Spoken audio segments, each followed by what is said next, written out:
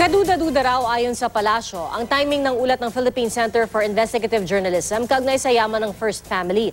Matapos busisiin ang mga salin ni Pangulo Duterte, Mayor Sara at dating Vice Mayor Pulong Duterte, sinabi sa ulat ng PCIJ na misteryo raw kung paano lumaki ang yaman nila.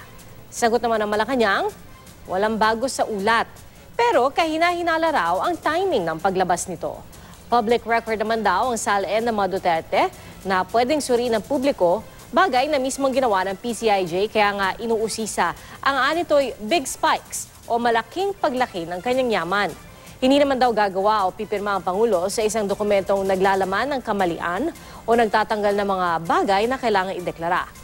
Hindi man direktang naipaliwanag ang tungkol sa yaman sa bagong pahayag, may dati ng pahayag ang Pangulo na nagsabing hindi sila mahirap at naging gobernador ang kanyang ama.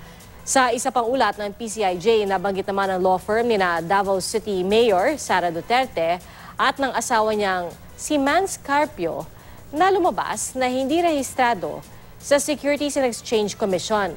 Hindi rin ito idineklara sa SALN ng Mayor. Nakasaad sa batas na dapat ideklara lahat ng negosyo at yaman sa SALN para matiyak na walang conflict of interest ang mga politiko.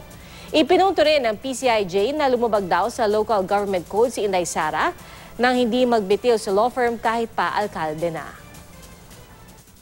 Karamihan naman kasi doon walang baseless actually. So hindi namin sinasagot. Pero kung meron akong makita na karapat-dapat na sagutin, then I will answer.